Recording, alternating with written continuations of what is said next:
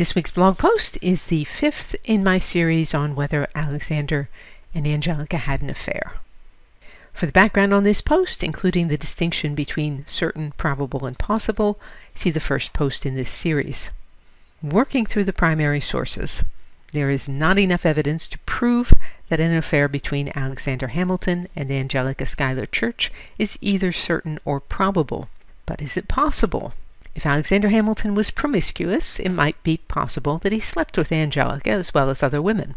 In the first 3 posts in this series, we looked at primary sources that are often cited to prove Hamilton was promiscuous: the Reynolds affair, the Goddess letter, and the Tomcat story.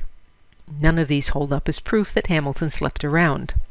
Last week we looked at Alexander's and Angelica's letters, considering whether they demonstrate a sexual attraction so strong that Alexander and Angelica couldn't have resisted acting on it. I think not.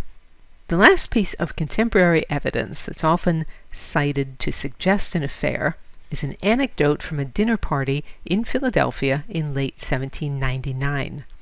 It was attended by Alexander Hamilton, Angelica Schuyler Church, and one of the unmarried Schuyler sisters, probably Cornelia. Eliza Hamilton was apparently not at the party, perhaps because she had borne a daughter, her namesake Eliza, about a month earlier, on November the 20th, 1799. Dinner party banter doesn't usually get recorded, but this tidbit was written down by Harrison Gray Otis, a Federalist ally of Hamilton's. He wrote it down in a letter to his wife Sally, with the note that the party occurred on December 24th, 1799. So here we go. Dined at Breck's with Mrs. Angelica Schuyler Church, Miss Schuyler, General Hamilton, Champlain, etc., etc. Mrs. Angelica Church, the mirror of affectation, but as she affects to be extremely affable and free from ceremony, this foible is rather amusing than offensive. Miss Schuyler, a young wild flirt from Albany, full of glee, and apparently desirous of matrimony. After dinner, Mrs. C. dropped her shoe bow. Miss S. picked it up and put it in Hamilton's buttonhole, saying, "There, brother, I have made you a knight." "But of what order?" says Madam C. "He can't be a knight of the Garter in this country." "True, sister," replied Miss S., "but he would be if you would let him." All right, that's the end of the Otis quote. A Knight of the Garter has no relationship to sexy women's wear. It's an award for chivalry that has been granted since 1348 by the British monarch for service to the nation or personal service to the monarch. At any given time there are a maximum of 24 knights. Among the Knights of the Garter in 1799, when the dinner party Otis records took place, were Prince William Henry, the future William IV of England, Prince Ernest Augustus, the future King of Hanover, the Marquess of Lansdowne, the 3rd Duke of Richmond, the 5th Duke of Devonshire, and the 10th Earl of Westmoreland. To be a Knight of the Garter was to be in exalted company. Very, very few Americans in the 1790s were well-traveled or well-educated enough to know what was involved in awarding someone a knighthood, an act such as pinning a ribbon on. Even fewer would know that the Order of the Garter is a high-ranking example of a knighthood. Americans who lived through the writing of the Constitution probably did know that it was in fact impossible for Alexander Hamilton to be named a knight. The Constitution forbids Americans from accepting a knighthood or any other foreign title. My take on this dinner party anecdote is that the Schuyler sisters and Alexander are riffing, making erudite, sophisticated, and slightly risque jokes in public. It's pure accident that Otis decided to record this particular bit of banter. For Alexander, Angelica, and Cornelia to joke about an actual affair between Angelica and Alexander in public at a party attended by at least one prominent politician would imply that they were utterly careless of their reputations, and there is no evidence from other sources, other events, that they were. I want to talk for just a second about Ron Chernow's take on this. The anecdote reported by Otis has been wildly misinterpreted over the years.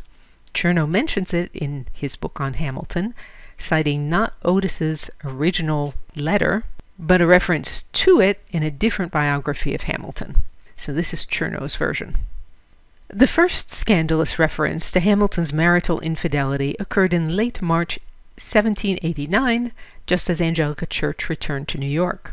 The town was humming with social events marking the new government, and the mutual admiration between Hamilton and his sister-in-law, apparent at parties and dinners they attended, must have excited speculation.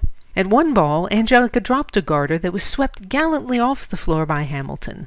Angelica, who had a sly wit, teased him that he wasn't a knight of the garter. Angelica's sarcastic sister Peggy then remarked, "He would be a knight of the bedchamber if he could." This may all have been harmless banter, but such tales fed material to the local gossips. That's the end of the quote from Chernow. This summary is wrong in so many ways. Chernow gives the date as 1789, so Alexander would have been a decade younger. Chernow says Angelica dropped a garter, not a shoe bow, and that Alexander himself picked it up. Chernow says that Peggy, who had actually been married since 1783, rather than the unmarried flirtatious Cornelia, said that Alexander would be a knight of the bedchamber if he could. And Chernow concludes this may all have been harmless banter, but such tales fed material to the local gossips. But what he reports was not actually the banter, was it? In short, Chernow's summary suggests that Alexander at least wanted to have an affair with Angelica. Otis's letter does not. Otis's version shows the close relationship between Alexander and his sisters-in-law. They know each other well, they make sophisticated jokes. And that brings me to what I see as the main argument against an affair. Stay tuned for next week's post, last in this series. If you want to look up the references that I gave, you can go to the URL on the screen. My books on Alexander Hamilton are all listed on my website, and you can get to the blog posts on Hamilton via the Hamilton tag on my website. DianeDuranteWriter.com has hundreds of posts on sculpture, painting, architecture, and my other obsessions. To join the Sunday Recommendations email list, visit the URL on the screen or email me. And you can say, "Well done, Diane," or support my work and receive rewards by means of the tip jar on DianeDuranteWriter.com. As always, thank you for listening.